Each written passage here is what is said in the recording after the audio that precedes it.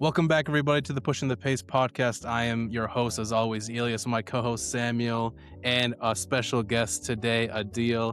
And we are here to have a conversation about some of the craziest playoff games and performances in the first week of the playoffs. We just had the Denver Nuggets lose game 4. They are down 3-1. We had the Houston Rockets go down 3-0. We got some series to talk about, man. We have the Hawks and Knicks go tied 2-2. I think we just got to start off first with the Nuggets and the Wolves in a game where, unfortunately, Anthony Edwards got a pretty bad hyperextended knee injury at the end of half. Dante DiVincenzo blew out his right Achilles like a few minutes into the game. The backcourt for the Wolves is out. And Ayo Dosunmu does not care. He wants to play in the second round, and he drops career-high 40 points. And Jokic and the Nuggets go down 3-1 in an absolutely embarrassing game. How'd you guys feel about this one and this series overall? Because this is living up to what we thought it would be, but not in the way that I thought it would happen. Not at all. Not at all. Let's Adeel go first. Let Adeel go first. Honestly, I mean, first of all, I appreciate you guys getting me on here. I'm happy to be here. Honestly, I don't know where to start. So much to say about this series, honestly. I mean, I think we all knew it was going to be super competitive just because of the history with both of these teams. But I don't think we expected it to happen in this manner. A lot of the matchups we've seen, like, we weren't expecting it to shift that, like, the way that it has, like, you know, in that manner. And so I feel like I'm just disappointed in the Nuggets. I mean, I'm a Mavs fan, but obviously I'm always rooting for Jokic, and, you know, Sammy, you know that. And it's been super disappointing, I think, for both of us, really. You know, like, just the Nuggets, like, every game so far, really, I feel like they just don't have that hunger, you know, that they've had in previous series and previous playoff games. And I think that's been lacking. I don't really think it's an ability thing that they're lacking right now. It's just their mentality going into these matchups, into these games. It's been super disappointing. You know, I feel like, I mean, this is the first time. I was telling Sammy like 2 days ago, this is the first time in game 3 that I saw Jokic in a situation where he for the first time looked like he couldn't figure out what was going on. And he just looked helpless. And I don't think I've seen it in a while. And especially against Rudy, like, you know, considering that Jokic has been cooking him in the past, like, no, so you know, so it's just really surprising from so many ways. Obviously, the Sumo coming in, Bones Island, like, just guys showing up like out of nowhere. I just think it's been a super surprising series in many ways. Um, I did know that the Nuggets had some weaknesses going into the series, but I just didn't think they would be exposed to the manner that they have. And it doesn't help that Jokic and Jamal have not been shooting too well. Um, you know, so yeah, it's just a lie. I'm just in shock, honestly, and disappointed, really. So yeah. I think for me, when I knew the Nuggets had an issue was last game. And let me tell you why I knew they had an issue. I mean, they had 4 points in the last like 3 minutes of the first quarter. They could not score. It wasn't even that really was like the worst thing for me. The worst thing for me was from the second quarter to like third quarter, the Wolves were running large minutes of Bones Highland and Ayo Dosunmu. Yeah. Ant wasn't even on the floor. And these guys had no answer to what they were seeing. In years past, those type of players get played off the floor.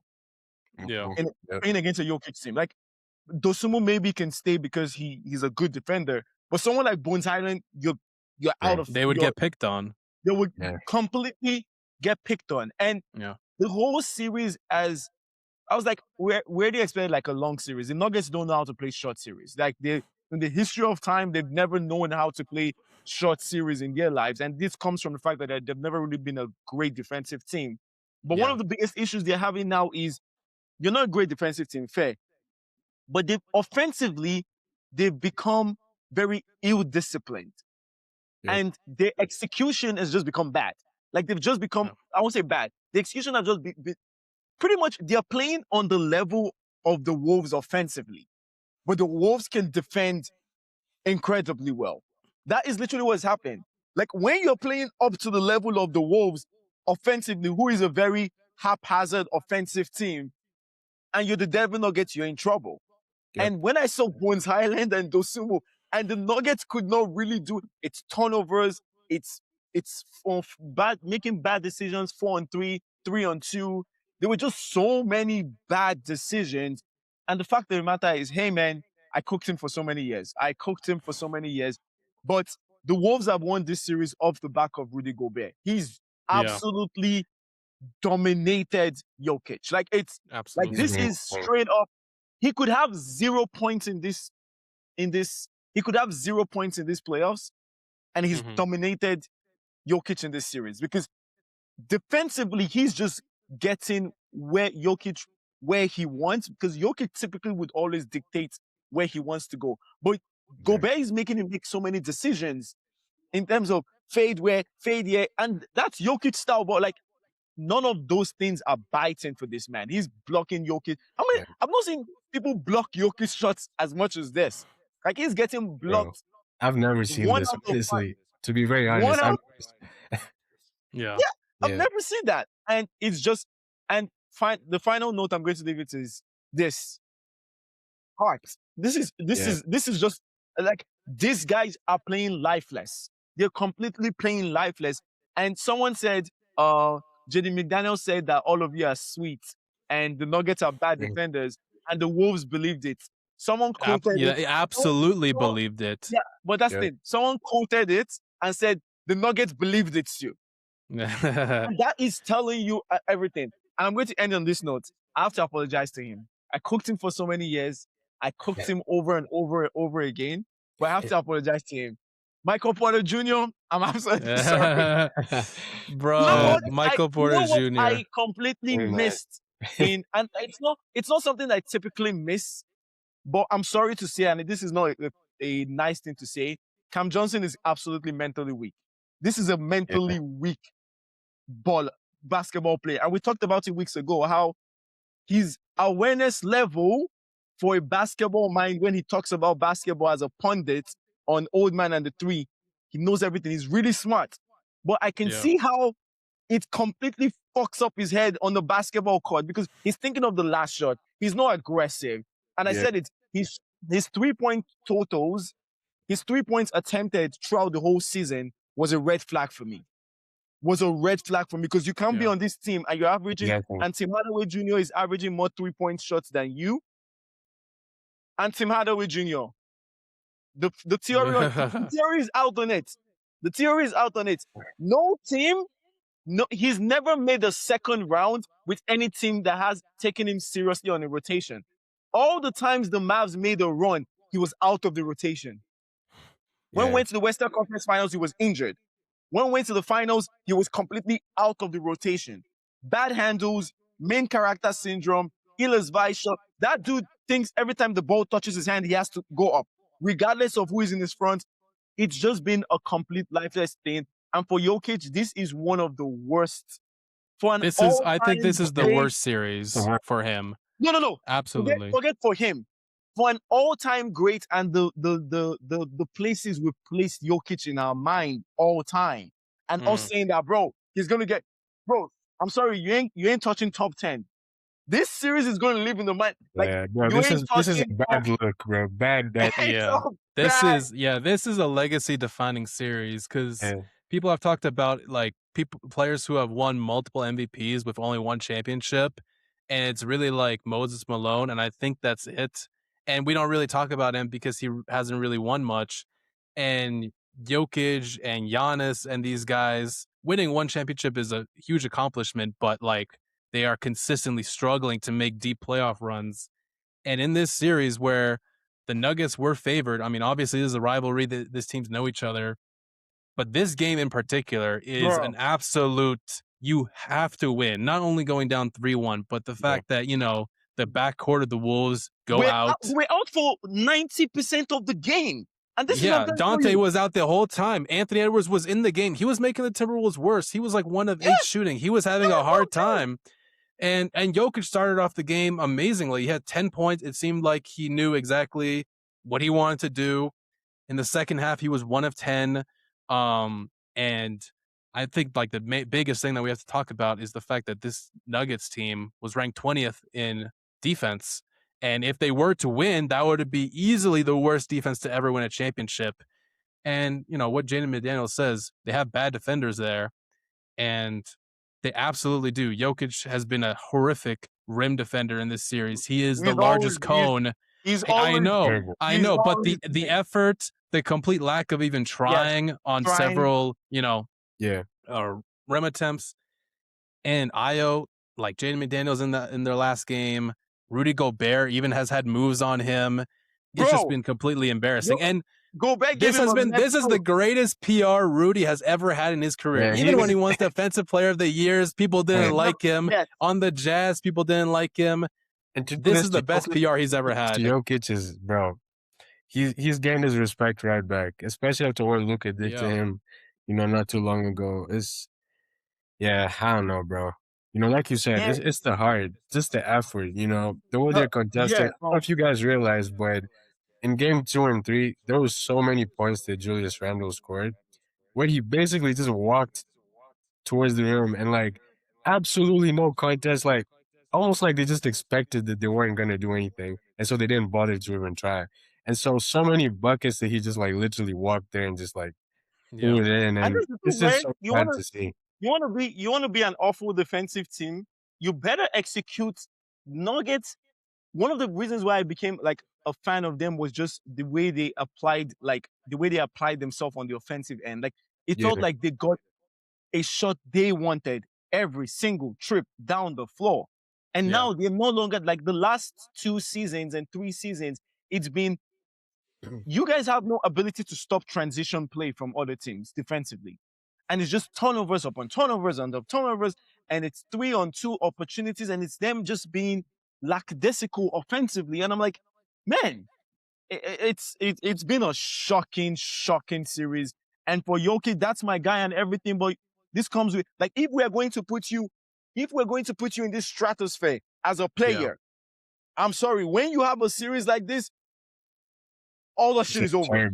Terrible look, bro. Yeah, all that shit is over. I say it for all the people that we rank all-time greats and everything, and I'm like, there's standards, man. There's standards in place. And you don't have to always win, right? You don't have to always win. Like, that's one of the things about standards, right? You don't have to win to have those standards. But the way you show up is important. And for me, I'm like, okay, now you're chasing Jaden McDaniels after the game is over. Bro, I want to see that fight.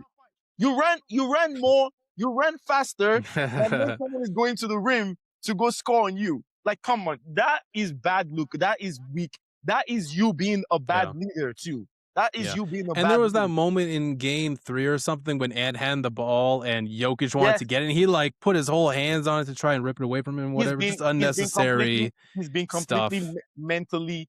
He's been mentally. He's been mentally. And I say it every time. I've seen Bron, especially Bron. And Luka has that thing in him too, where, okay, maybe you notice that my team ain't got it, right? And I think he tried to do that today. But bro, you need to give us a 20-point first quarter. Like, you need to go gung-ho, fuck all this all lives matter stuff. I keep saying this is all lives matter offense. Bro, all that shit doesn't matter right now. It's white lives matter, and that's only white for Jokic.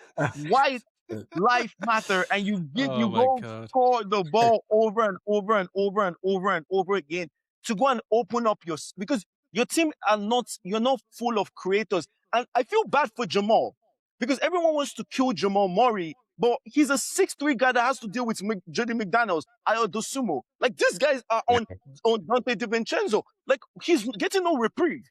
He's getting no reprieve and all, right? For the most part, anybody other than Gobert is sweet for Jokic.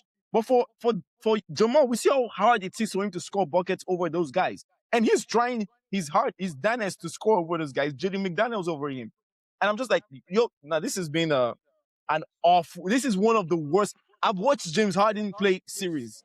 And I've watched James Harden play certain series. And this one is one of the worst series I've seen of a super duper star. It's bad. And I'm sorry, sir. I'm sorry, sir. You're no longer number one in the world. You can't come back. You're not number one in the world in the game. Like that is over. The thing I can say to them is if they somehow pull off this, obviously it's not happening, but if they somehow work to pull off this, nah, I just don't see it. I just don't see it. The only way they can really pull this off is if they really stick to the mandate of who Nuggets are, which is they really are addicted to 7-game series. They're the most addicted team to 7-game series.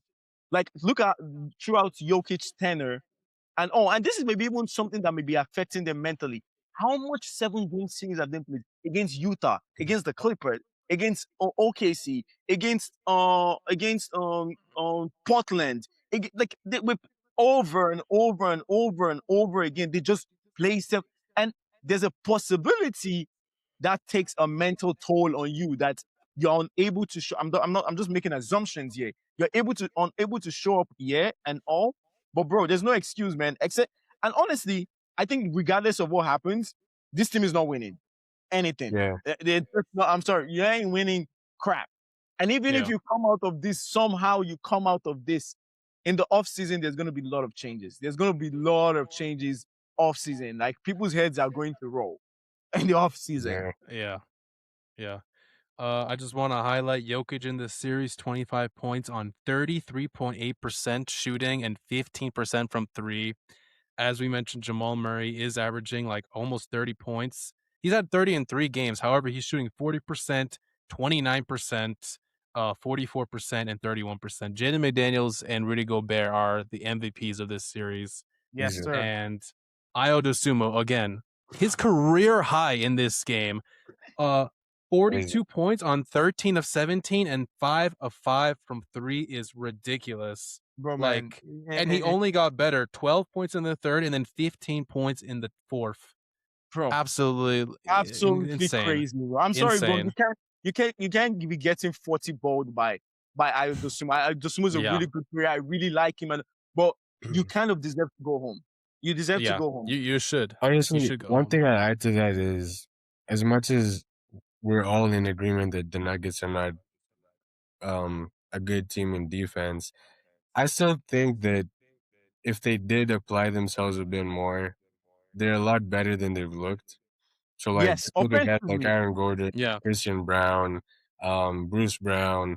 Like, a lot of these guys, they're not – I know they've been playing really bad, like, the whole series, but I don't buy the fact that they're terrible defenders. Like Jaden McDaniels said, I think that when they apply themselves, they can be at least like decent in their roles. And we saw that in the regular season in many games. Obviously, the playoffs is a whole different ball game, but I just think they're not applying themselves enough. I think they're not applying. I completely agree with you. The Nuggets have always been a good team. I've talked about it so many times. Nuggets have been able to always scale up defensively. Like they've always had great game plan wise and everything. And you know one person I miss? We don't say it enough. I'm sorry. It says something, and no shades to this man because I think he's actually a good coach and has done well. Mike Malone was not going to take this. He would have absolutely. Once that Jaden McDaniels, I can just imagine Mike Malone's interview after the Jaden McDaniels stuff. He would have ripped into them so bad. Like that guy was not going to take shit from them. He would call out Jokic, he would call out. And I don't think Adelman is going to have that sort of power just because he's an assistant coach that became the coach. Like that's a fair thing that I understand. But bro, what I've seen in this series just like lifelessness from all of them, and it's absolutely embarrassing. Literally, one of the most disgraceful series I've seen in a while. No, I completely agree. The only unfortunate thing really is that. I mean, I could see the Nuggets like winning another game because it does feel like the Wolves are really going to have to scrap and claw for another win. Like they needed Ayo to have a career night to win this game. I think they're going to need a much better Randall game and all that, a better Jaden McDaniels game scoring wise. But ultimately, I think they'll win this series. It's just unfortunate that, when they face off against the Spurs, probably it's not going to be as entertaining as it could be. But yeah, that's this series 3-1. What a game, man. It's been an amazing playoffs. Like it's been a great playoffs. Very great unexpected. Very unexpected. Because I would not have believed that the Wolves would be up 3-1 and that the Rockets would be down 3-0. My God. We got to talk about. We want to go first. We want to go there next. I want to go there. I think we got to go there next because this series is over. The Rockets have gone down. Yeah, it's definitely over. In a 112-108 overtime win, the Lakers pull it out off of LeBron James. 29, 13, and 6. Insane. My God. Game tying 3. Marcus Smart, 21, 10 assists, 5 steals, 2 blocks. What a signing, bro. Rui had a good game. Luke Kennard has had a great series. And then the Rockets down 3-0, no KD in 2 games. That first game was some of the worst offense ever seen, ever recorded in NBA history. I'm just gonna say something. They scored more points in both games that KD was in there. I'm just saying. I just have to put it out there. They scored more points in regulation than the KD was there. I'm just gonna say that out there. Let's just put it out there. That is true. Wow, that is true. And then KD came back, and we got the terrible KD game, 9 turnovers, double team hell. And then this game where up 6 points with 20-something seconds, Jabari Smith Jr. just throws the ball away under no pressure. Marcus Smart gets the 3-point foul, and then the Reed Shepherd was inbounded the ball, and it was just like an apex predator. It was like a lion on a gazelle with LeBron over Reed Shepherd. They got the steal. He had a terrible game. Like, oh my gosh, Reed Shepherd. I'm disappointed. I'm like, sorry, I was expecting way more. Yeah, he's been disappointing. Yeah, I just want to say, did you guys see that stuff? Man, you love smart IQ players. Did you see the stuff where, before the inbound for Rich Shepherd, Marcus Smart goes to the referee and tells him, "We're not fouling."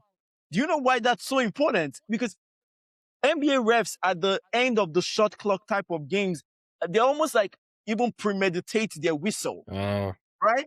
They almost premeditate their whistle to a foul. Like they're so close to because they're expecting it. You know, just the slightest of contact. And he just was like, "We're not fouling. We're not fouling. Like keep your whistle. Like wait on us to do it." And I'm like, bro, that dude is just like I said it before the season started. I was like, one of the biggest reasons that especially come playoff time, how many players do you have that don't need to be actuated by your big, like they don't need a Luka to get them to play well, or you don't need a LeBron, or you don't need a Reeves. Like Michael Smart on his own, you can put Michael Smart in an empty gym and he's going to figure out what the fuck to do. Like he's just a wrecking ball without the need for players around him. Hey Sam, it's just like Giroux. Like if you watch Portland, like he's just gonna do his thing regardless, Even at this age, even when he's not the same player he was, but he's just a winning player, and that's what Marcus Smart is. Yeah. Man, those guys. I'm glad he's playing in the playoffs again too, because it was a scary time in his career where he was not playing injured. at all. Just injured. Yeah, and he deserves to be here, man. It's the Rockets. The Rockets are very interested and all, and I just want to say something. Just give me the floor. Oh yeah, go for it. That man called Kevin Durant. We need to act that. We need to ask the questions, man. We need to ask the questions. At some point, you are the common denominator, bro. You're the common denominator. Let me say something, and it might be uncomfortable conversations. Yeah, it might be offsides, right? But the fact of the matter is that burner account stuff. Anyone could say destroy the chemistry of the team. Yeah. You don't but he was right. He was right about his teammates, bro. We need to stop saying he's right about it. And I don't like when he's a leader. He's the leader of the team, bro. You can't. You know what? You can't be. You're not I know. I'm not defending it. You're not the first teammates that played with bad IQ players. You're not the first teammates that played with teammates that don't know what they're doing. You're not the first teammates that played with young players. You don't in any situation come out and destroy the confidence of those players.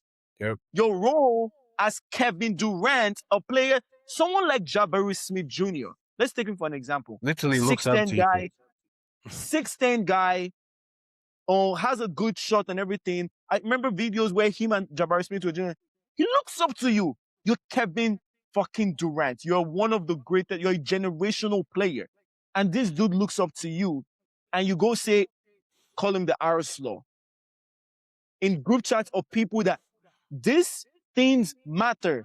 And whatever, and one of the things about sports that is interesting is whatever your gaps are, whatever your limitations are. Look at the Wolves. The Wolves are a very mediocre offensive team. But one thing they have is chemistry. Like chemistry. And those things help uplift your team.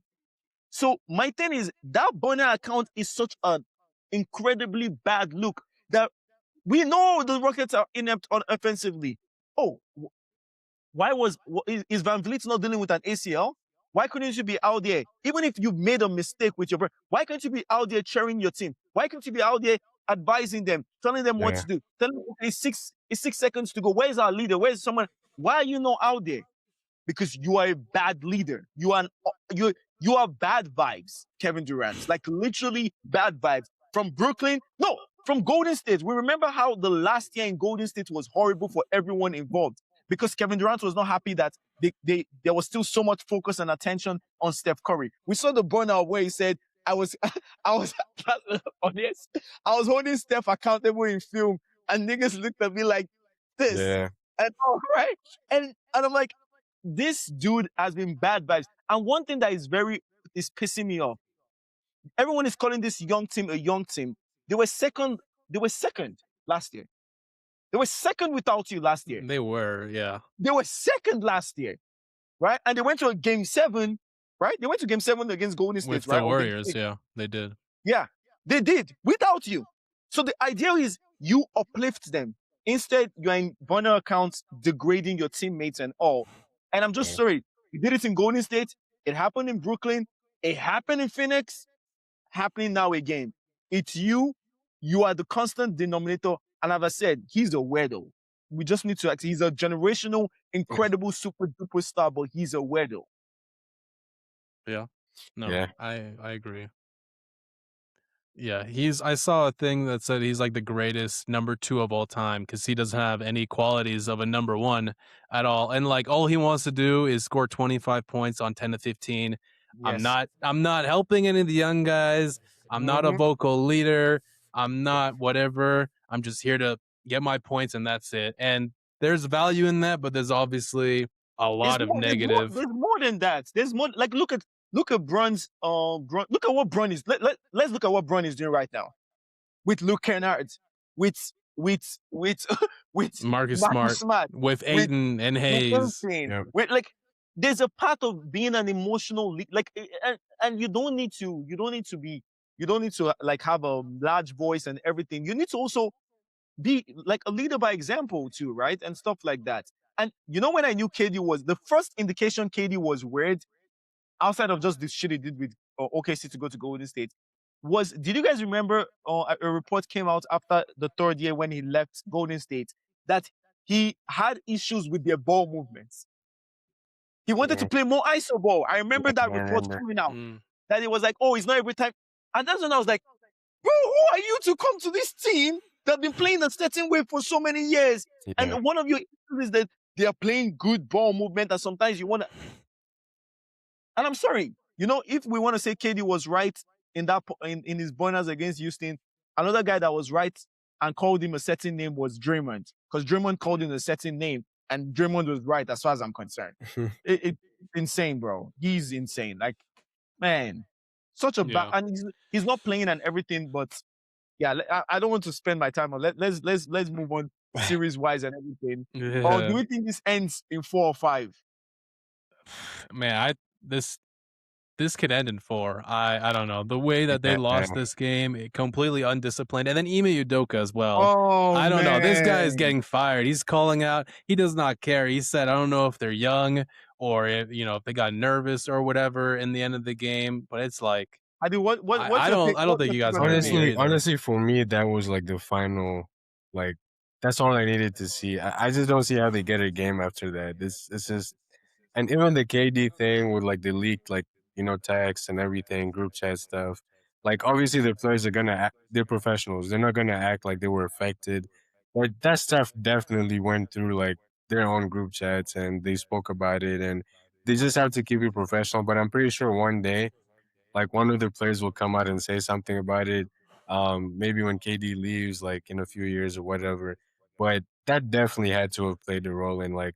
I mean, imagine being Şengün and seeing KD complaining about you taking the last shot, and even his tone in those messages, just to add to what Sammy said, it just gets this Yeah. impression that, like, he's almost like, why is Şengün taking the last shot and not me?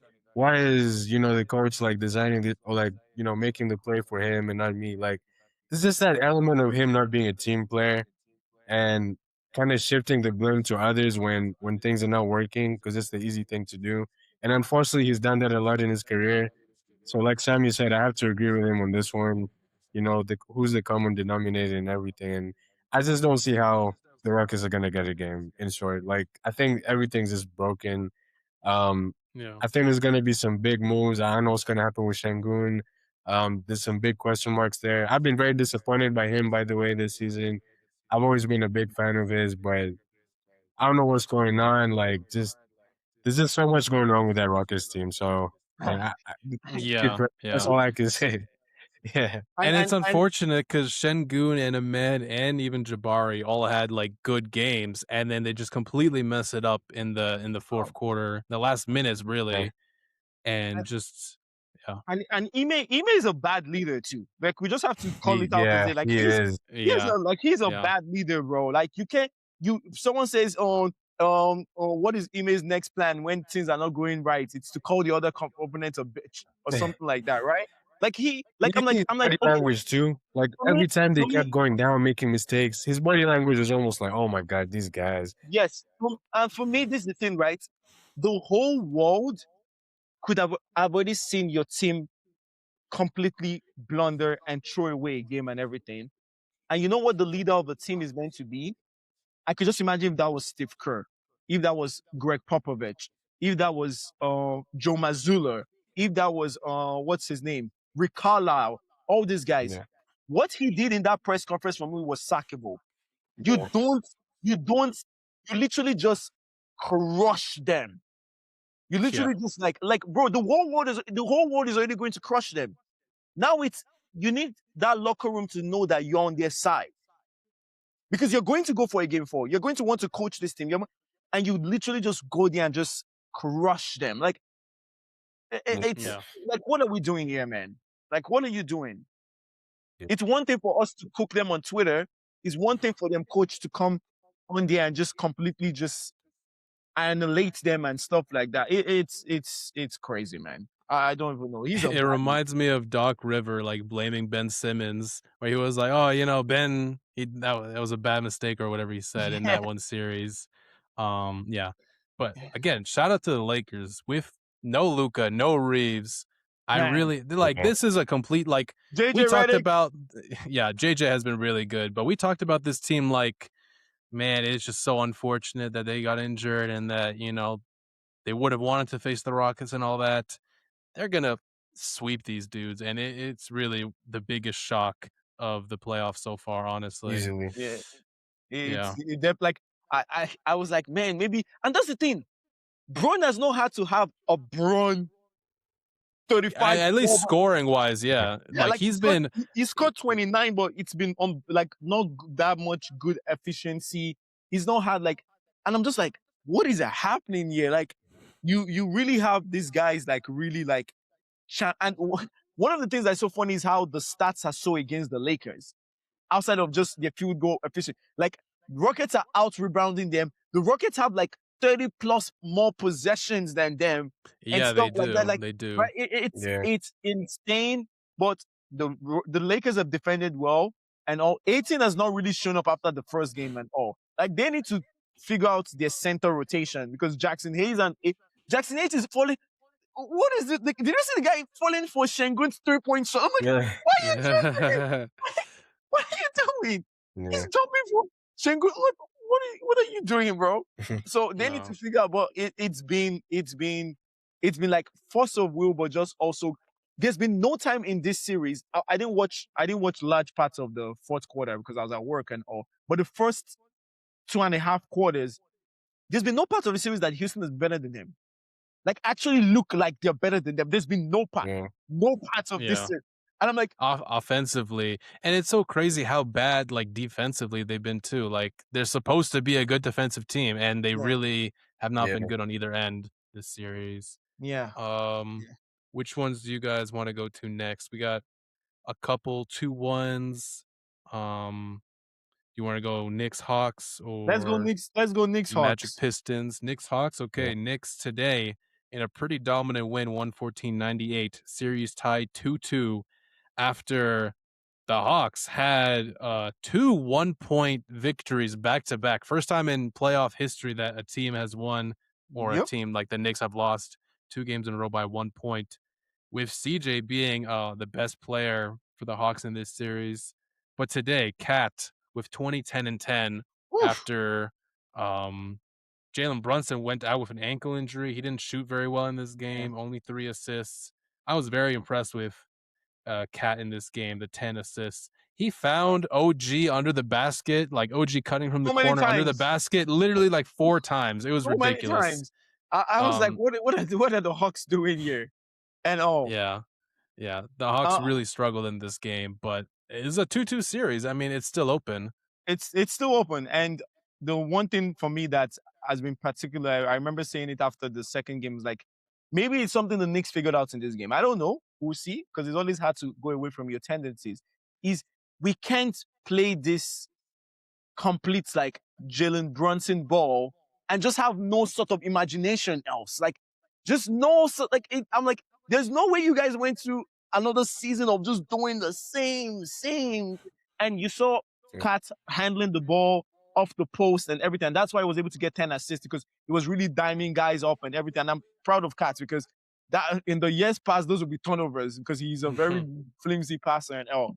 And yeah, like Adeel, any thoughts on this series?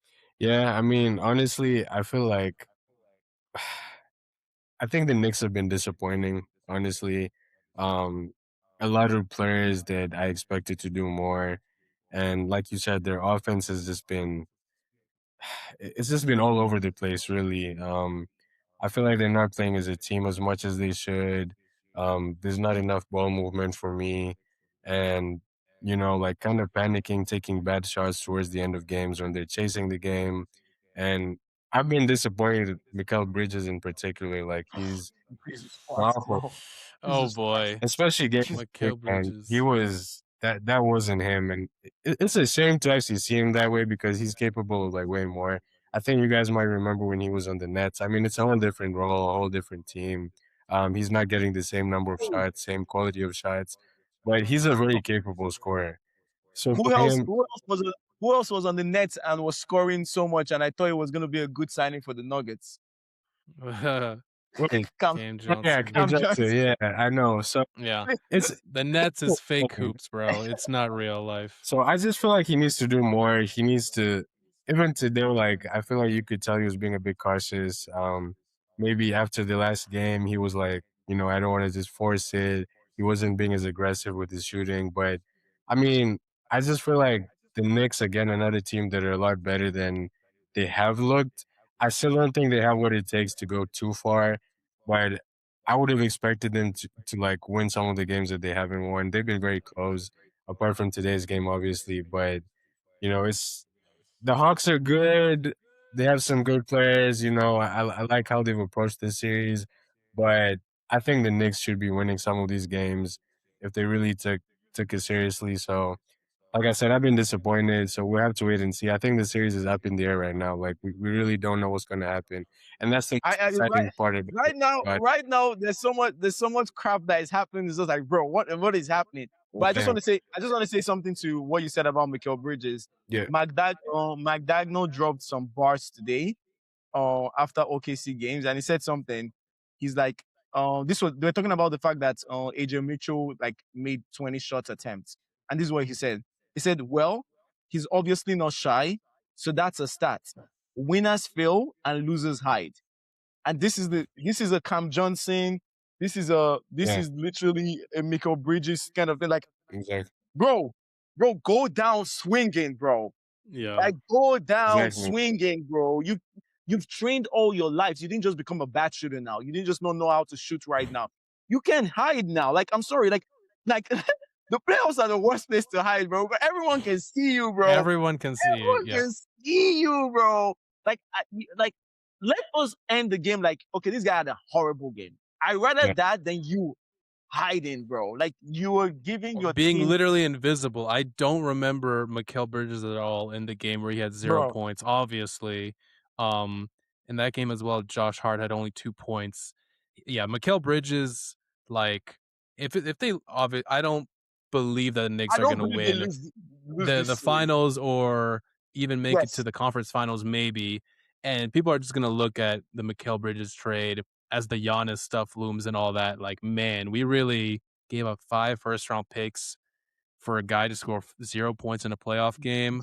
James Dolan was saying how much they didn't need Giannis and blah blah blah. He expects them to make the finals and and as I said, this is going to be a failure of the season. And I don't think you can bring back this group if they don't go to the finals. If they don't go to the finals, you can't bring back this group at all. And one thing I would say, guys, I have a question. I think it was recently now I realized, I was like, I don't like the fact that Josh Hart handles the ball as much as he handles it. Oh, man. I thought I was the only one that noticed that. I thought I was the only one that noticed that. Yeah. It's so much. It's weird. Because if he doesn't have the ball, he's not really doing anything else. He's not a shooting threat. He's not a threat anywhere. It's way too much. Like, he has to do so much.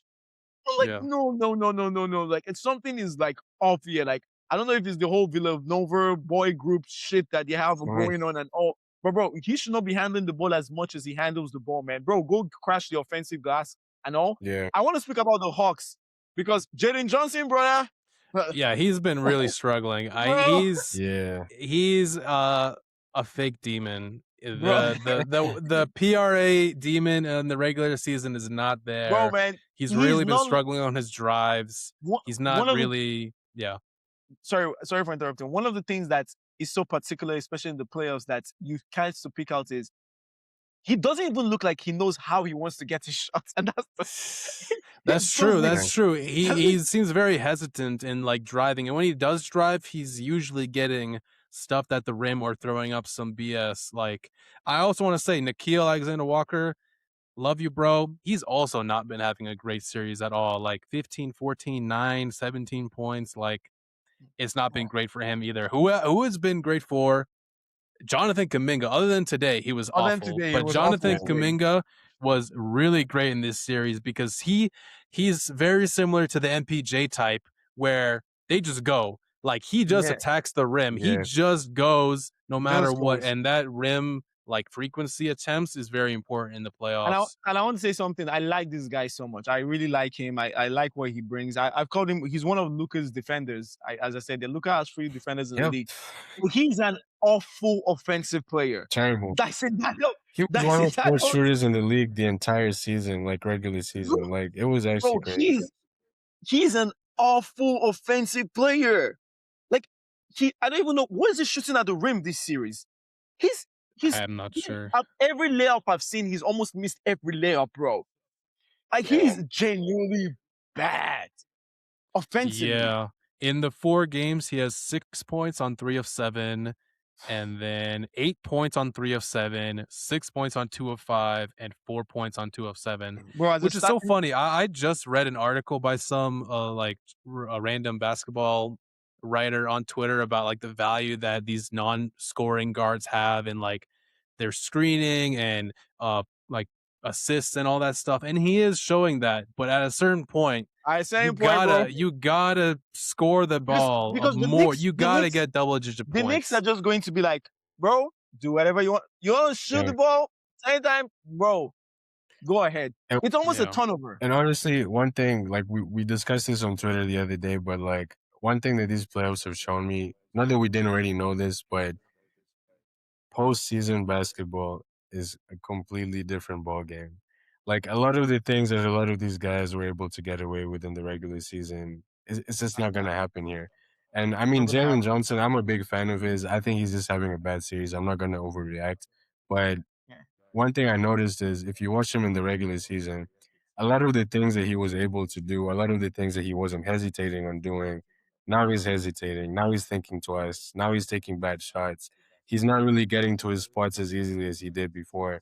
And I know for a lot of these guys, they don't have a lot of playoff experience. And that's another unfortunate thing about the Houston situation, because I feel like this is where KD needs to really like show up, like, you know, be there for these guys. But yeah, I just feel like a lot of players have shown us like this is a completely different ballgame. Even with Tim Hardaway Jr., like we always talk about it, Simon. Like even on the Mavs, he'd be an amazing regular season player. You know, he would contribute, but once it gets to the postseason, there's just certain things you cannot get away with in the postseason. You just Can't get cannot. away with. And so it really separates like Elliot said, like the fake demons from the rest of the guys. No, one of the things, if you guys have picked this out, and I think we should talk about it, is the fact of one of the ball pressure on players.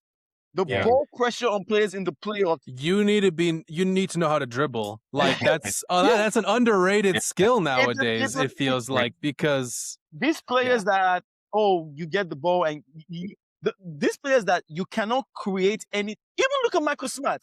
We don't even consider the ball. Michael Smart is able to handle the ball. He's always been a good playmaker. He's always been a B+ passer of the ball, and he's able to handle the ball off the court and everything and all.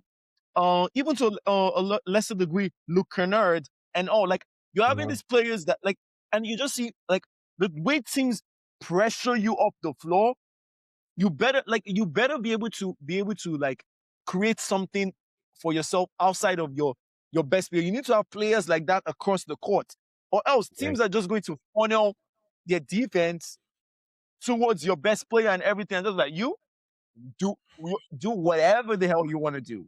I think that's why Jalen Johnson is really struggling, because like on his drives, I feel like his handle is not strong enough, and you got OG just putting his hand in there, and he's incredible. He's an incredible defender. OG has been the best player for the Knicks this 4 games. Yeah, I think most consistent for sure. But I think like when your weaknesses are obviously, you know, highlighted more in the postseason when teams really go at you and like really game plan for you. And I think that's what we're seeing with a lot of these young guys, like a Jalen Johnson, like a Jalen Duren, and all that.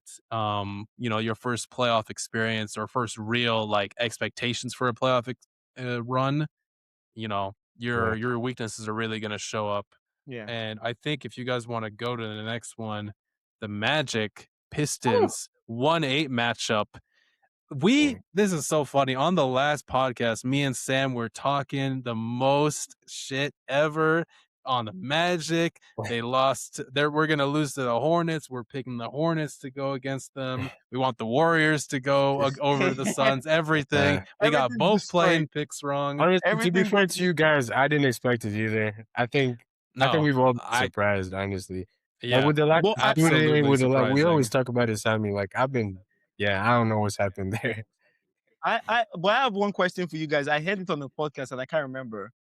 I think one of the things about this, someone said this is the fakest 1-8 matchup, and this is why it's important to think about.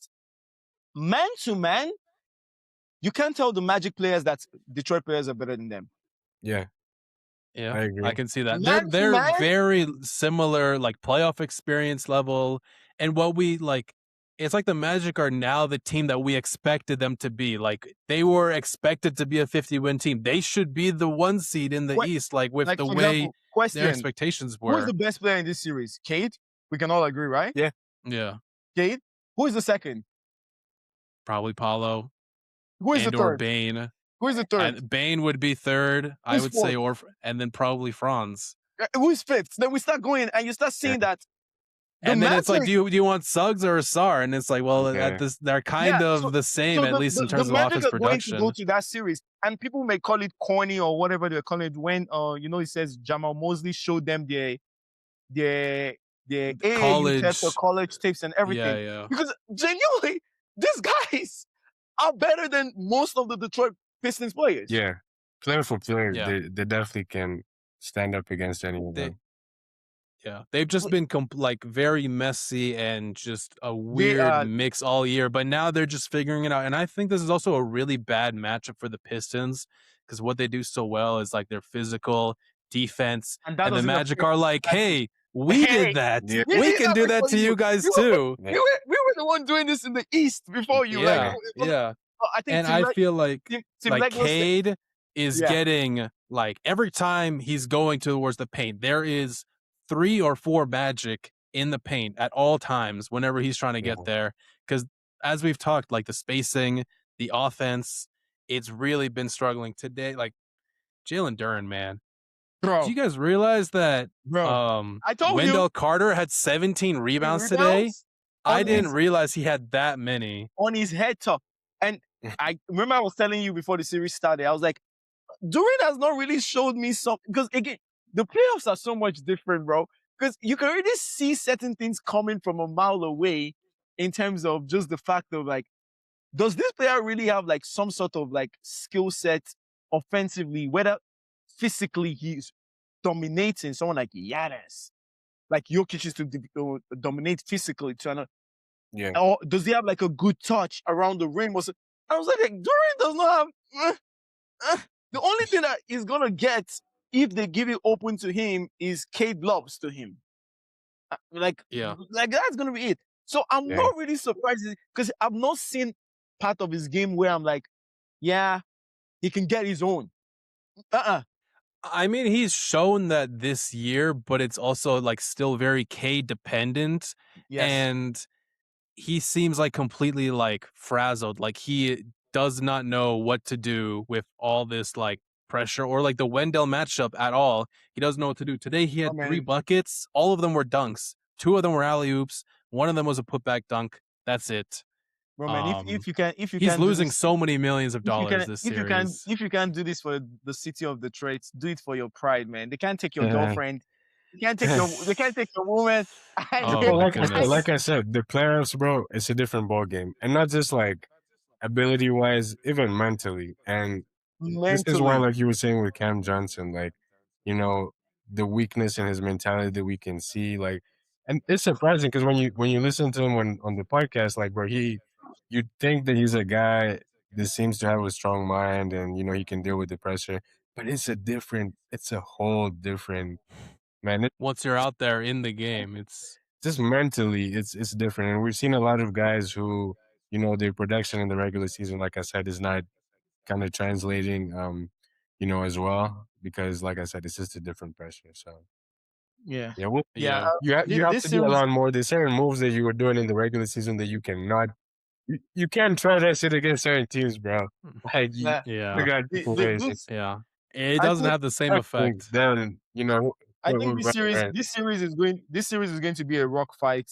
Orlando made 15 threes today. How many times do we think they're going to make 15 threes every game? That's another probably. It's that might be their high for the series. It might be their high for the series. So it's going to be a rock fight. I think this thing goes all the way to 7 back in Detroit. Like I just see, except if Orlando wins next game, which then becomes big trouble for the Pistons and all. But I think the Pistons also you look back at your January trade deadline. You look at your trade deadline. Transfer window. You look at your trade deadline. That's my soccer square falling into basketball. You look at your off season and you look at the trade deadline. You had picks, you had moves to make to bolster up your squad. And there was what's his name from Utah? There was talks about Herter. No, Lauri Markkanen. There was MPJ. There was yeah. And you guys never pulled on any of those things. And if you guys lose this, it's gonna be very disappointing if they don't go to the second round. Very disappointing. very Yeah. disappointing and Yeah. very sore taste this thing. But that's a good series so far. I'm looking forward to it. I want the game 7. I think when I'm not involved mentally Man, in this terms of is like, I'm oh, enjoying these playoffs, bro. when you're watching Yeah. the playoffs, bro, and you're not like, obviously I root for Jokic and everything, but it's completely different when the Mavs were in the playoffs where I was Yeah. losing my mind and I could barely not be anxious the whole day, right? Yeah. Most of these games I just pull it up and I'm watching. I'm able to watch like free, bro. So everything I want drama. I just want the most chaos, the most drama in all this series and all. So yeah, It's only been a week. We're getting some crazy stuff. And yeah, like, man. yeah, the Pistons, man, it's so crazy. I remember watching game 1 and Cade had 39 and I was thinking like, oh yeah, like they have this guy off the bench who can be a second option, or like, who is their second option again? And I'm like, oh right, they don't have anybody else to score. Like we got Right. Tobias Harris. That's it.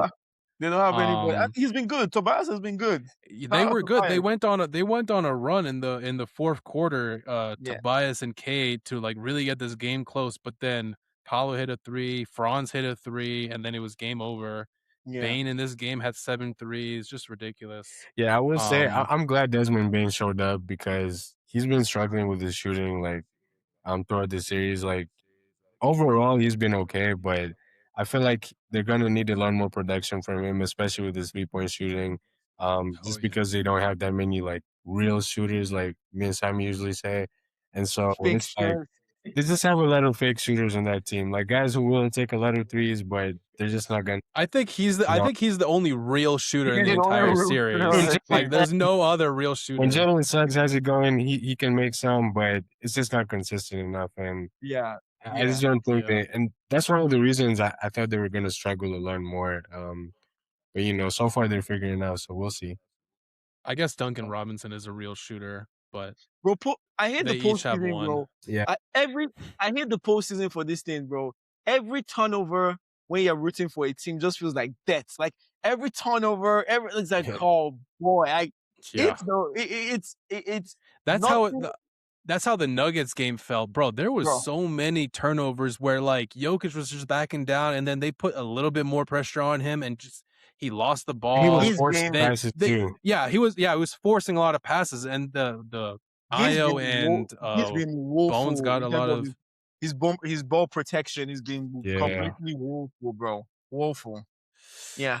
Yeah. All right. Which series next? I mean, we can talk about my Toronto Raptors. Okay. We were down 2 games. We had the best game, bro. This was our best postseason win since the damn bubble. The most impactful postseason game win since the bubble. And it was still a very close game. Scotty had a great game, 33 and 11. RJ Barrett had the game of his life, 33, 5 and 5. Colin Murray Boyles, all rookie first team, Sam. Man. He deserves to be up there. 22 points. You were telling me about CMB. Bro, he's like 24 of 30 from 2-point in this series. But yeah, this game was really close. And I'm still worried, even though we got the win. Like the Cavaliers had 20 turnovers. James Harden had 8 turnovers. They had a lot of offensive rebounds, but this just felt like a really messy game from the Cavs. And even so, like it was a 1-point game in the fourth quarter until Jamison Battle came out and hit 4 threes. How are you guys feeling about this series? Because I'm biased 100%. So how are you guys feeling? I want to talk about one person first. He's disappointing me, bro. Oh, yeah, I know. He's disappointing me, bro. That's my guy. But I can't. It feels like all my guys want to disappoint me this playoffs, bro. Brandon Ingram, what are we doing, bro? What are we doing, bro? Wait, let me ask you a question regarding him, so you can kind of add to that as you start talking. But obviously, he spoke about like him not taking as many shots, and saying that there's no way we're gonna get through this series if I'm taking such few shots.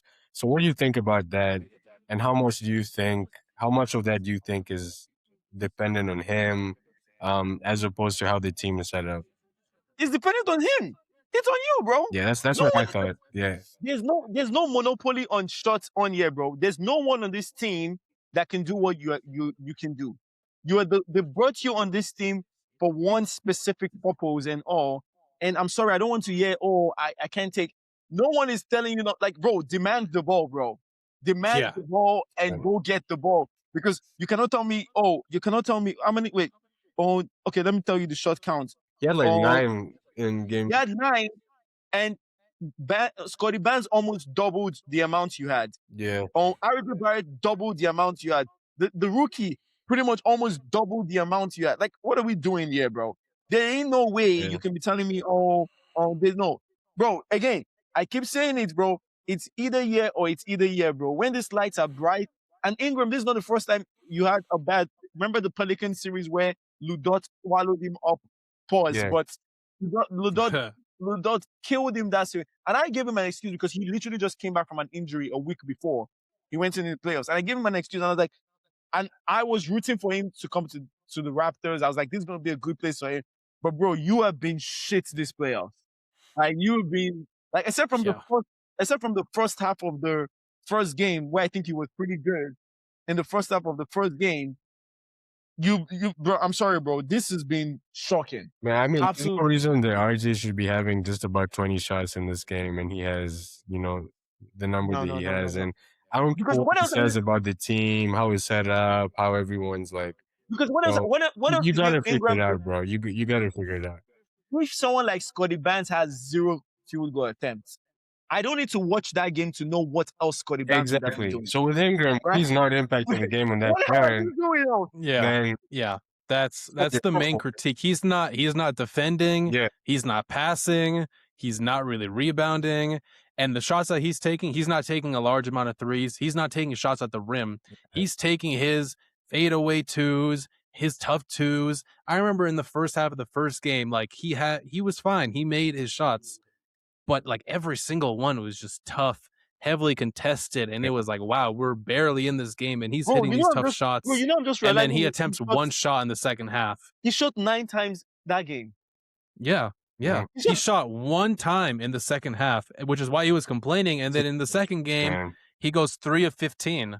Like, it was just ridiculous in that second game. It was embarrassing.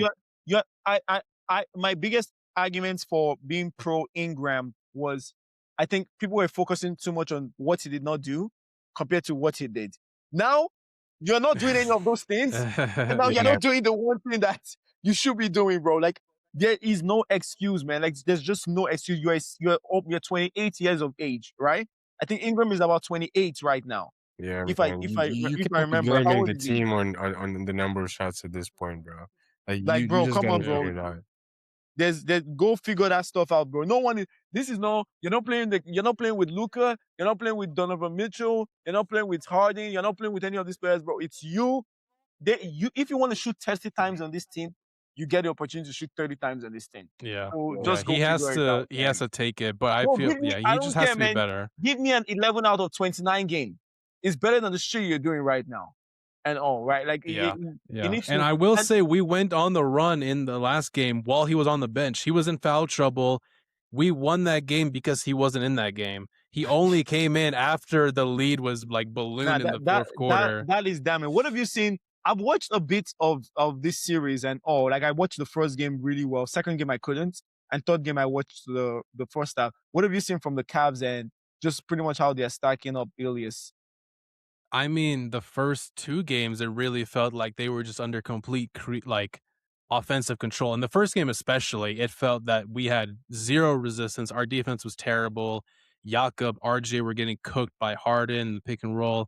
I remember at the start of the game 2, Allen had like 3 straight possessions just going at Jakob. And even in that second game, I thought we played a lot better defense. But in that game, the talent of Mitchell and Harden, they were making tough threes, tough buckets in that one. In this last game, I thought our defense was much better. Scotty was like face guarding Harden a lot of the time. Donovan Mitchell, like, if he doesn't have the ball, he's not really moving or doing anything. Mobley went 4 of 13 in this last game. But even still, bro, like I said, it was a close game until like 7 minutes left in the fourth quarter, which is why I'm still very weary on this team. Like, we needed Battle and RJ to go 7 of 7 from 3 in that fourth quarter to win this game. Like, we needed that. And And the fact of the matter is you have to win tomorrow. yeah, You have to win yeah, because the one thing the Raptors have is a good home court. Like yeah. them being at home, I was very pleased with them our being at home home court. is just a thing that they are going to have at their back pocket and all. So you have to win all your games home. Try to win to go to Cleveland. If you can steal the game at Cleveland, your last opportunity of winning this series is at home. No, like I literally, agree. they have to win all the games that they have at home and all. I agree. But yeah, Cleveland, like we shot 57, 60% from three, and actually 57 from the line. We missed like 9 free throws. That was really annoying. And then Cleveland went 44 and 31% from three. We actually made the same amount of threes as Cleveland, but they shot like 22 more than us. And they just missed a lot of them. So like this was a great win, but they turned the ball over. They missed a lot of open threes, and it was still a close series. I think we can win tomorrow when this video comes out. I really want to win, but it's going to take us to be perfect, and we need Ingram to be. Yeah, he has to show up. Have some self-respect, man. Like show up. I mean, at this like point in your career, bro, like let's be real. Question marks, so many questions asked about you. Like, bro, you have nothing to lose at this point. Like, just go out there, just do your thing. You know, just be aggressive. Yeah, don't overthink. I thought Jacoby Walter, who scored 0 points, played better because he played defense. I thought Jamal Shed, who had 2 points, was better because he had 5 assists and 5 steals. Like they're doing the other things. If Ingram is not scoring, he's not giving us anything right now. Game, yeah. He's gonna be 29. He's gonna be 29 in September, Brian. Your career has looked like this nice, talented player out of college and all, and it's just never that taken boy off. nice. It's just never taken off. It's never taken off. And I'm like, bro, you have a skill set. Go, like that's what I'm trying to say. Like, I'm not expecting much from you, bro. You're a gunner, you're gonna shoot the ball, you're gonna take bro, shoot 11 out of 29. Shoot, well, honestly, I mean, so far, I'd rather him shoot 9 times than 15 times because at least he went 5 of 9 in both games rather than 3 of 15. So it's crazy, man. Yeah. And then I think last good series, I would say Spurs Portland 2-1. A 30-point swing in that game last night. What a ridiculous. Adeel was on that game, so literally tell us what happened, right? Because I was not on my phone. I was coming back from home, so I'll set it up is that the Blazers had a 15-point lead with 5 minutes left in the third quarter. And then the Spurs' biggest lead was 4 minutes left in the fourth quarter, 15 points. Literally a 30-point swing. Jesus Christ. Yeah. Man, how did you feel about that game? Because that was a great game. Great second half. It was super disappointing. Obviously the Spurs are a good team playing without Wemby. But I think what's more disappointing is the fact that the way that they lost the game, the way that they blew the lead, like you just can't do some of the things that they were doing, especially at this time of the season. They started so well, they were pushing hard. You could tell they wanted to get this game, you know, with Wemby not being there. And a lot of guys were playing hard, honestly. The quality of the shots obviously better because Wemby wasn't there to, I don't know if you guys noticed, but in the first few games, like it's actually incredible just seeing like these guys get to their spots and just back off just because Wemby's there, just his presence. And these are grown men like who've been playing in the league for years, and they're just backing off. But yesterday you could see a bit more freedom. They were a bit more aggressive with their drives. But it just fell apart, and they started just turning the ball over, for fun, just taking bad shots. I feel like Adeel was very disappointing. He chose the worst time, to shoot the way he shot yesterday. And then obviously Dylan Harper decided to have like the best game of his life. What a player, by the way. He offers so much. Apart from his scoring, I've been very impressed with his rebounding, which is one thing that people might not have noticed. But he's very aggressive in his rebounding. He plays hard, and so they just took over. It was just as simple as Portland just like losing steam. I feel like they went a bit too hard and they kind of got tired.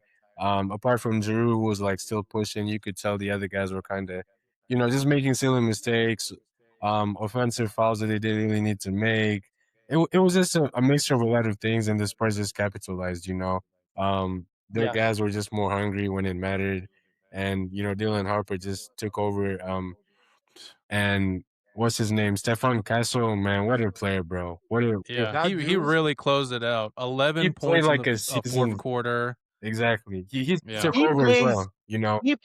he plays like very like there's a sort of aggression, sneaky Exactly. aggression he has He's another that winning player, man. He just plays. He just knows how to play, bro. there's a sneaky aggression that dude has that I don't know how to point it. It's not loud Exactly. aggression.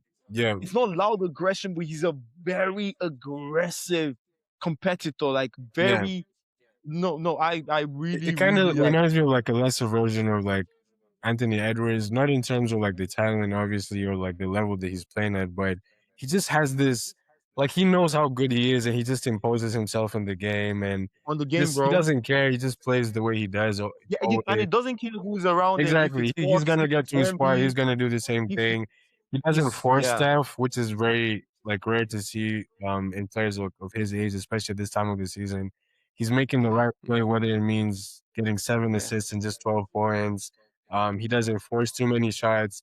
He just plays the game the right way. But anyway, for Portland, I was super disappointed. I feel like that was the game they needed to steal. And now with Wemby back, it's probably it's I don't know if he's gonna be back probably, but it's gonna be tough. It's gonna be tough. That was the game they had to win. They set it up perfectly, but even Scoot Henderson like started the game well and then kind of just died off like later on. yeah. Um, yeah, Yes. it's just disappointing, honestly, man. It's crazy. At some point, I was on my phone leaving work and all. I believe I was at work and all, and I saw 85-67. And to Yeah, score from that point to score 27 points more, just 27 from that yeah. ended the game 108. Like what the hell? And I think the inexperience kind of showed um towards like closing that game because you could kind of tell like a lot of the guys were just like they were almost confused. Like once Dylan Harper started getting hot and like Stefan Castle and the points started coming in, Bro, you just needed like a presence to like calm him down and tell him like guys, bro, man. chill. We It's gonna be fine. Even like Bro, Thiago and Splitter could not call a timeout. The it's Spurs went, I remember, on a 12-1 run in like 2 minutes. He called a timeout to challenge something, not even to stop it. Like, and that it was run ridiculous. like got them like it lost them the game really. bro.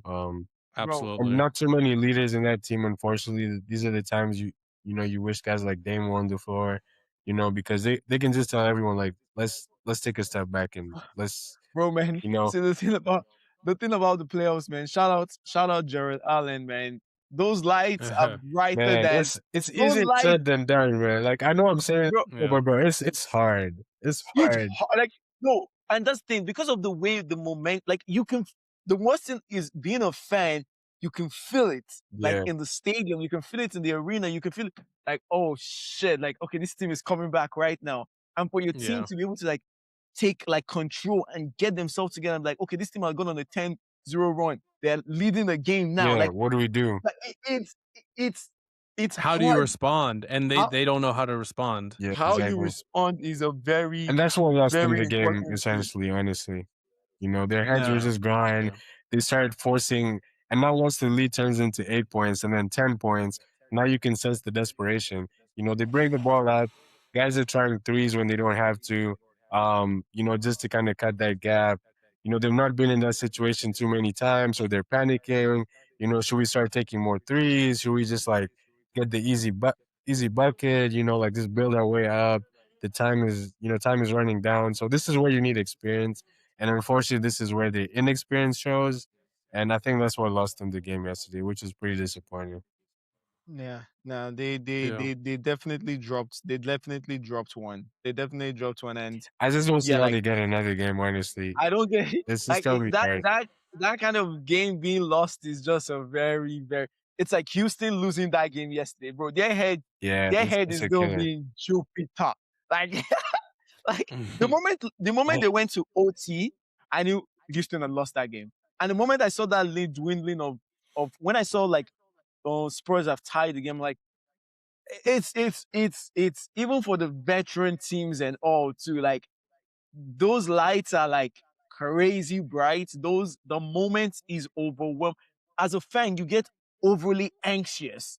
I can't imagine the guys that actually having to bounce the ball, and the next shot is the next 3-pointer or the next open shot becomes like the biggest shot in your life, and everything. Everything is just no. The playoffs are crazy, man. The Also, I'll playoffs just are. say, shout out Luke Cornett, bro. He's been amazing this series. Like, He's even in been the absence of awesome. Wemby, he had a much bigger role yesterday. You know, not the usual few minutes here and there. He had to step Yes. up, and honestly, he was amazing. He plays He's hard. been a really, He's really good another player in winning the player, Celtics, obviously. man. I've been He's a super winning impressed by player. him. I remember when he came on the Celtics, you kind of look at him like when he started on the Celtics, like, oh, who's Yeah, this guy? Like this tall white. But he's a really, really good he's a player. good player. Yeah. Really good He player. does Yeah. He's all a the perfect certain I Wemby think well. backup, honestly. Who can also step he, up when Wemby's not there at all, you know? he was one of my I remember the season we did stocks players were Yeah. buying stocks in and all. It was one of my players that I was buying stock in and all. So that was very good. Yeah, shout out, like Yeah. I like Portland. I like some of the players on there and all. Drew's my guy, forever my guy. Love that guy and all. And he still showed up as a veteran and all, but dropping that game is just going to look long for them overall. Yeah. Yeah. Yeah, the Spurs went on a 45-15 run.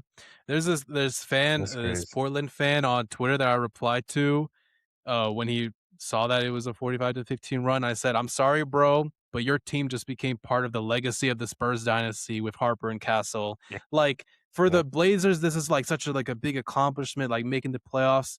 And at the end of the day, this is just like a stepping stone in the legacy of what Dylan Harper and Castle are gonna be for this team. Like we're gonna look back at this game, this run by Harper and Castle in the fourth quarter without Wemby, and be like, wow, this is the start of something." And also, like, shout out to them because De'Aaron Fox, bro.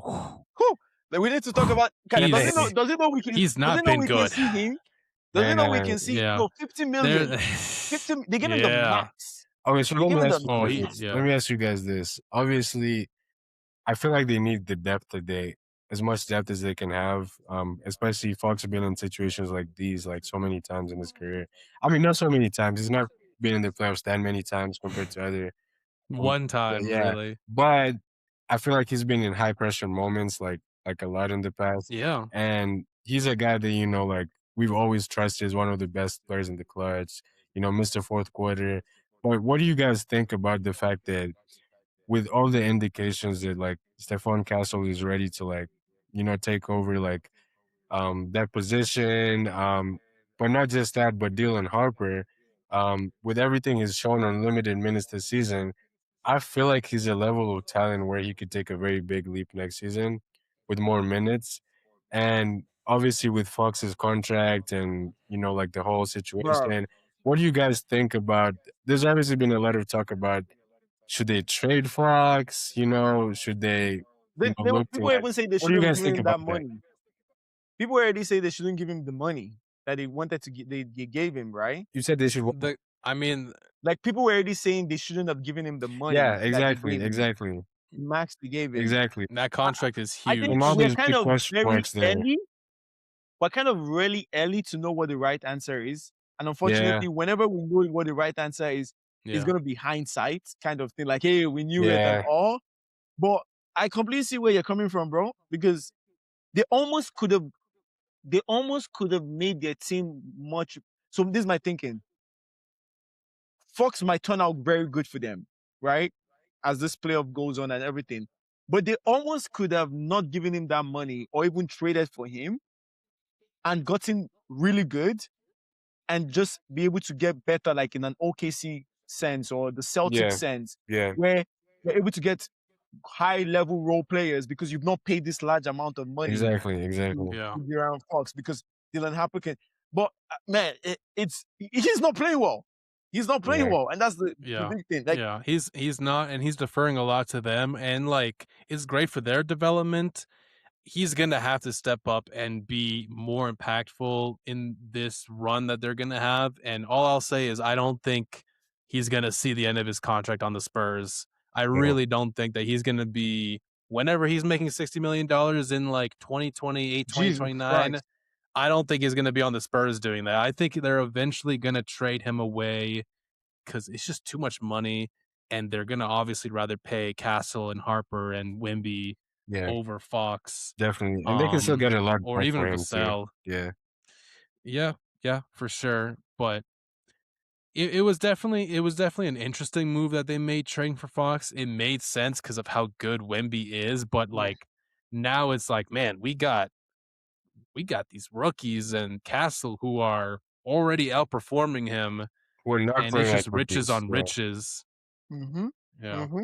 Yeah, we'll see how that plays. I think it's going to be, we're going to just see how it plays out, and we just be like, okay, whether they're right or wrong, we kind of have the opportunity to be like, hey, they were wrong when it turns out wrong, and if they're right, to be like, hey, they're right. I think it's a very, I think I was not really clear on what they should have done. That's because it's a difficult one. They're a really good player, so I'm not going to say, oh, they made a very bad decision, because I don't think it was obvious what they should have done. I don't think it was exactly. an And obvious Dylan Harper wasn't in the picture as much, like in terms of us knowing that he's even gonna get to that. Yeah, because they traded for him and they weren't like gonna get the second pick. Like they got the lottery, and getting the second pick was a huge jump up for them. So at the time, it made complete sense. Yeah.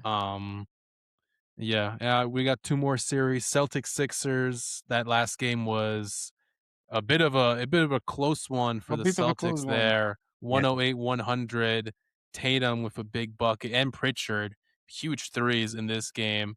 But Maxey had a pretty decent game, 31. Their last game that they actually won, Maxey and Edgecombe went crazy. At the end of the day, it's just a series that, unfortunately, without Embiid and with just the Celtics even with Embiid, expertise, I think we need to stop saying without Embiid. You know one thing? No, I don't think so. You saw Vucevic. Embiid would have killed that guy over and over and over again. Let me tell you what was going to happen to him. You know what was going to happen to Embiid if he steps on the floor against Celtics? They were going to space his house out. They're going to bring him out on the perimeter over Jaylen Brown, Tatum pick and rolls. They are going to, because Joel Embiid right now is completely non-existent defensively, especially when you're taking, because he can't jump. You see how careful he is to do. I don't even think I've watched more than 5 Embiid games this year, but I've seen enough. He's looked better, but he's definitely not defensively. Defensively, I agree. He's not moving as much as he can. Celtics would have averaged 20 plus threes against them if Joel Embiid is on the floor. Like, there's a give and take, and I think everybody's like, oh, without Joel Embiid, they can. And it's hard to say. Oh, obviously, I'm not saying they're better without Joel Embiid, but I just think this matchup with the Celtics, bro, they will look, every pick and roll will be Embiid, and he's going to be out on the floor. And once the Celtics starts that swing, it's off. They would kill you with their 3-point shooting, and that's what would have happened. Now they are able to not have offensive prowess because they can focus on Maxey, they can focus on Edgecombe and all, on the Celtics, I mean. But defensively, they don't need to be in so much rotations. And the Celtics kill you when you go into rotation and all.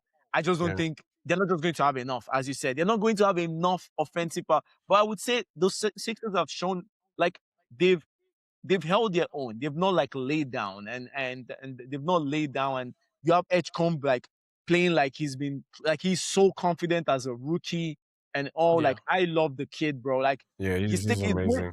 He's stepping into every 3-point shot. Like, you would still, like, he's still the kind of player, like, I'm like, oh, you're not meant to have a good 3-point shot, but confidence, bro. He's stepping into every 3-point shot with like full confidence, with his form, with his, like, he's shooting it confidently every single time, going to the rim and all. And Maxey is doing his best. Obviously, Maxey is just going to shoot inefficiently. But bro, man, efficiency hype in the playoffs, bro. Go get 35. Definitely doesn't matter as much. Go get 35 points on 20 shots. Like, you gotta get your points in. Get your points in, bro. Like, you have to get your points in and everything. And Jason Tatum just having back-to-back clutch threes for them. It's crazy Bro, Tatum is the Grim Reaper for Philadelphia. He had 50 against them, and I don't think we've in the spoken one about it series enough. in Game 7. We've not spoken about it enough, but bro, there was no reason why he should have been back this season. Like the fact this dude is playing, that is really incredible, honestly. something else. Like, man, Jason Tatum, bro. And one thing that I said, and I think I said it since 2 seasons ago, man. His improvement in terms of his passing, and it's not just he's making accurate passes. There's a timing of his passing now that is top of the echelon playmakers in the league. Like the way he gets the ball and he knows where the next pass is, very quick, very sharp. And the way it changed so quickly in terms of, I remember Tatum on that Golden State year where they lost in the finals, he averaged 100 turnovers. I think he had 100, not average. He had 100 throughout the turnovers run, in the playoffs, which was one of the highest ever. And that was always something that you could kill him on, like double team him, show him crowd and everything. And the flip to being genuinely outside of the top echelon, Bron, Luka, Jokic, the next tier of those playmakers, he's there. He's there. He's been awesome. And he's been a great, 7 assists, 9 assists, 7 assists, and a great rebounder as well. He's always been a 14 rebound game, 11 rebound game. Celtics gonna be very interesting for them in next round. Yeah. Because against the Knicks probably, or actually it could be against the Hawks. Who knows? That one's still up in the air. Yeah. And then the last one, I don't care about it. Thunder, Spurs. Shout out to Shea though. 42 points, 15 of 18. He just had to remind us because his first game was horrible. Bro. Like his first game, he had let me see what he had. He had 25 points in that game 1, but he was 5 of 18. But he was like 17 he was from like the 10 line. 10 out of 10 at one point today, I think. Oh yeah, he was incredible. I don't have anything to say about the Suns. I mean, this is just expected. There are 2 things I want to say, and let's talk about it, Adeel, because Adeel experienced this with me as Mavs fans and everything. Adeel, Devin Booker is 29 years old, and he looks like, man, bro. What a disappointment. Brandon Ingram disciple. Exactly. They're in the same. They're in the same. Bro. Yeah, I don't know, man. Honestly, there's been games in this series where I felt like Dillon Brooks was like way more aggressive in offense, and he wanted it way more. I forget what game it was. It might have been the one before this, but he had to run like right at the end where the game was like fading away from him. But he just went on a solo run where he was just like, he was taking shot after shot, and I mean, it wasn't enough in the end, but it kind of brought the game a bit close. Close against OKC is like 10 points, but you could tell that he was trying. Meanwhile, Devin Booker was just standing there, and even the quality of his shots it's not the same, bro. Like he's forcing shots. He almost seemed like he had mentally checked out, like he had just given up, and he was just playing because he had to. Like Dillon Brooks outplaying you in offenses. I mean, nothing against Dillon Brooks. I think that's one underrated part of his game that a lot of people haven't really like given him credit for. I respect that guy, honestly. Like he plays hard. He tries his best. He's one of those guys that's gonna go out shooting like 3 for 12. You never always look at his. He's there with MPJ, but he has even more of a crash out tendencies. He's never gonna take 3, 4, or 5 shots, even when he's struggling. He's gonna keep shooting, and I respect that. And he's gonna. Bro, do you guys know that every single game this series, Dillon Brooks has taken more shots than Devin Booker. Exactly. Every single game. At least it's like at least 5 more. Yeah. Well, I don't know. Those are debate last season. Does Devin Booker know that these are his mates that are currently these are his mates? Like, bro, he used to be in Luka conversations, bro. Like, what happened, bro? This was meant to be your turn, bro. This was meant to be your turn. You're meant to be like a top 10-ish player as of now. Like top 10-ish player with Shea. Shea's around you. You're either 1 year older than Shea or 2 years older than Shea. You're 2 years older than Luka. Like these are your mates, man. These are your guys. These are your peers. Same age group around the same thing. And bro, you are you almost get into the forgettable type of player right now. Like you're becoming that. And I don't know what has gone wrong. I don't know, maybe the amount of losing that they've been losing. Also, like, Sammy, like I remember under like Budenholzer, like when he was coach, like one thing that they were complaining about was Book's like shot quality was changing, the kind of shots he was taking. And there was a whole analogy about him being forced to take way more threes than he's usually like used to, or that he prefers because of how their team is and how they were struggling with 3-point shooting. But I just don't buy that, bro. It just goes back to the same thing we're talking about with KD. Like, bro, you just have to figure it out. And not just KD, my bad. We're talking about Ingram. You just have Ingram. you have to figure it out, bro.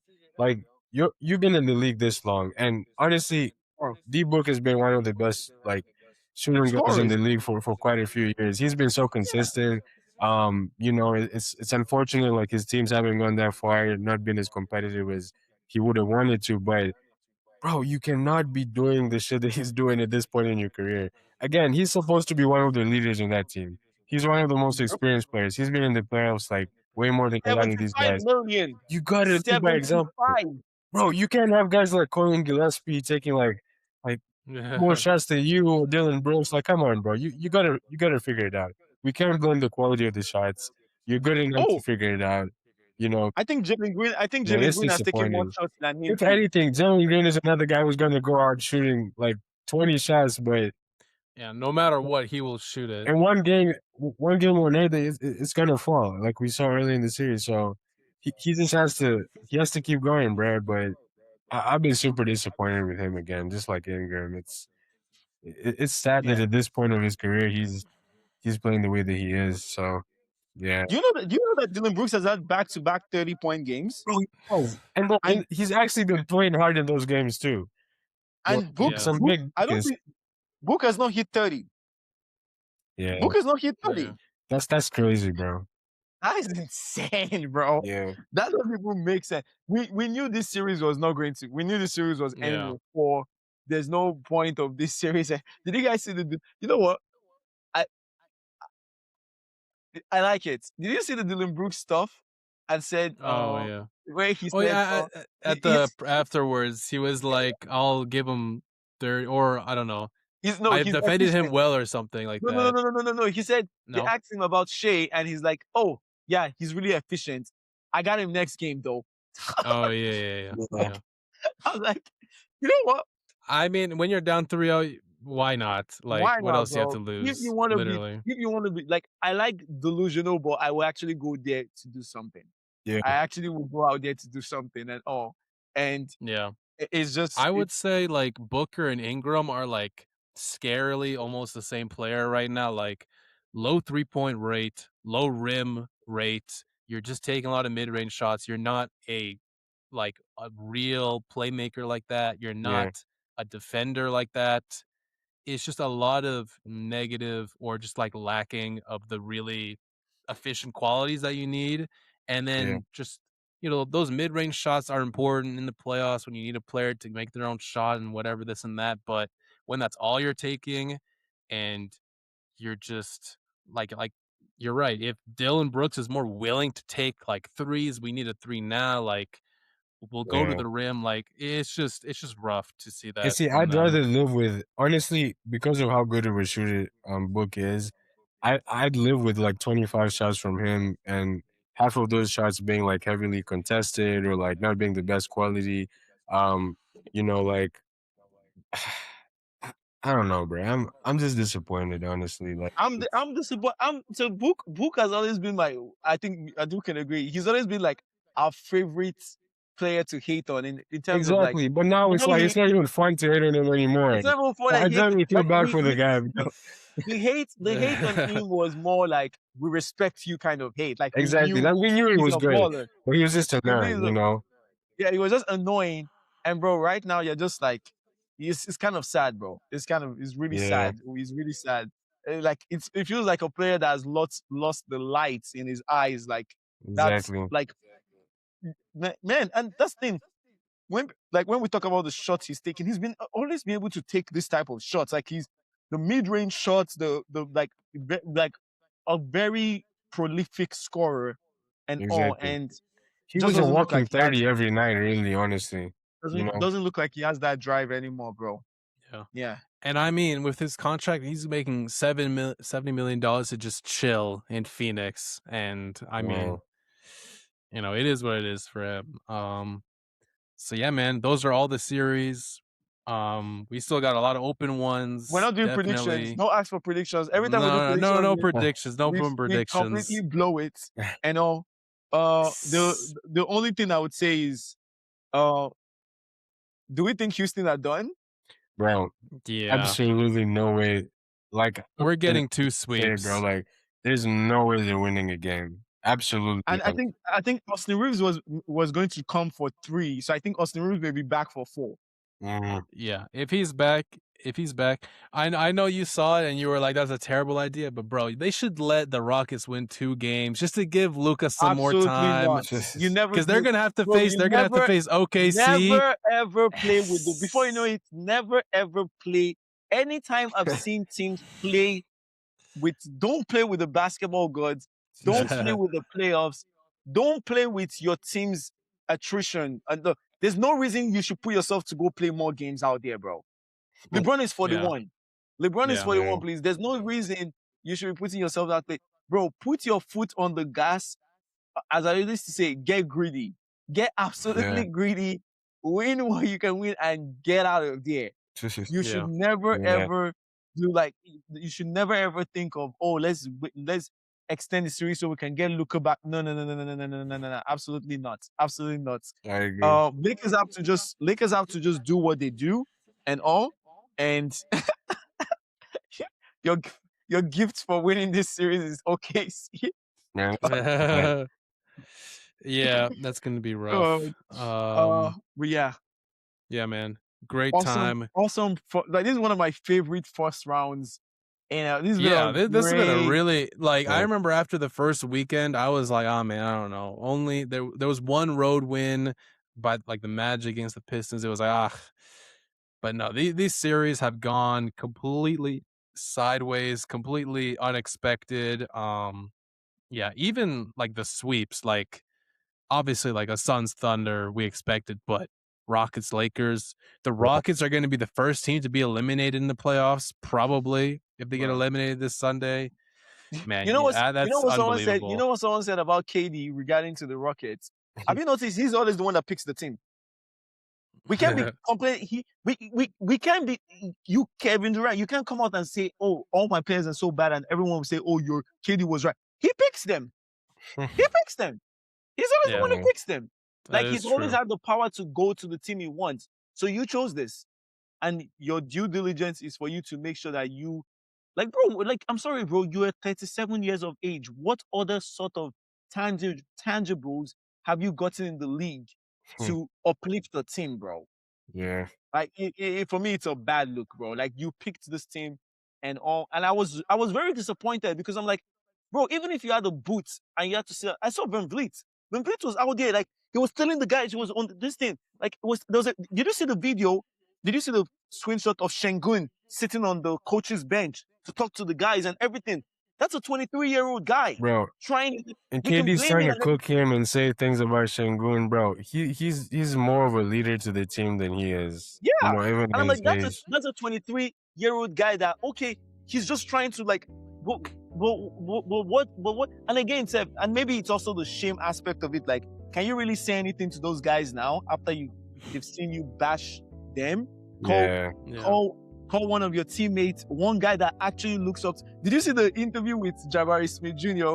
where they were asking him about KD, and he said, "Oh, yeah, Kevin Durant, you kind of have to figure it out." And his response was to sit out the next. Bro, it's a bad look and all, and KD has to he needs to answer for himself because you are bad vibes, and that's it. But anyway, yeah.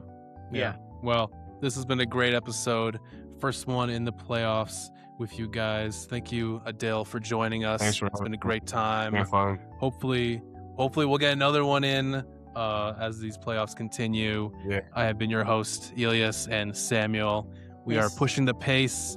We will see you guys next time. Thank you very much. All right.